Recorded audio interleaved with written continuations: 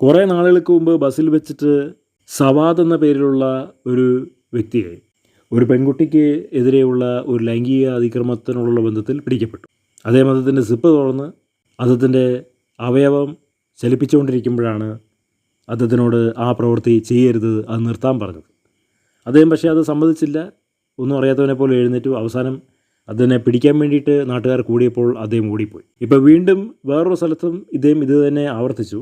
എന്നിട്ടിപ്പോൾ തമിഴ്നാട്ടിൽ നിന്നാണ് അദ്ദേഹത്തിനെ പിടിച്ചത്.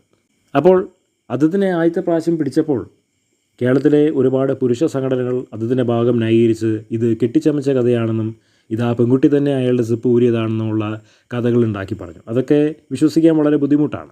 ഒരു പെൺകുട്ടി ഇന്നത്തെ കാലത്ത് വേറൊരാളുടെ സിപ്പ് ബസ്സിൽ വെച്ച് പരസ്യമായി ഊരുക എന്ന് പറയുമ്പോൾ അത് ഉണ്ടാക്കി പറഞ്ഞ സ്റ്റോറിയാണ്.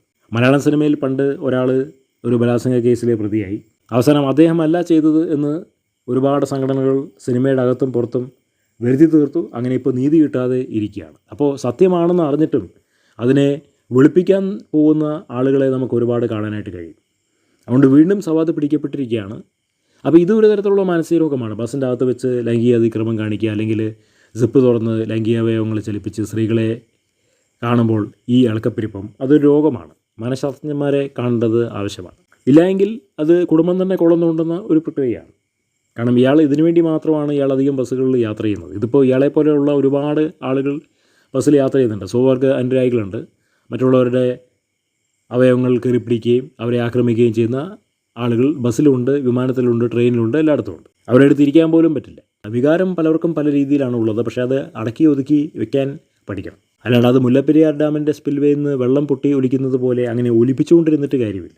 അത് അവനവൻ്റെ ഉള്ളിൽ തന്നെ ഒതുക്കി വെക്കേണ്ട ഒരു കാര്യമാണ്. എന്നിട്ട് അവനവനത് ആവശ്യമുള്ളിടത്ത് അത് ഉപയോഗിക്കുക. എന്നല്ലാതെ പരസ്യമായിട്ട് ഇതിനോട് താല്പര്യമില്ലാത്ത ആളുകളെ കാണുമ്പോൾ അവരുടെ മുമ്പിൽ വെച്ച് അത് പ്രകടിപ്പിച്ചിട്ട് ഒരു കാര്യമില്ല. കാരണം ഒരു സംതൃപ്തിയും കിട്ടില്ല.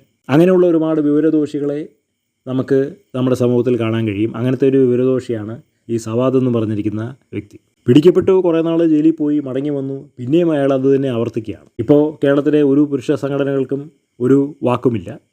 അവർ നാണം കെട്ടിട്ടിരിക്കുകയാണ്.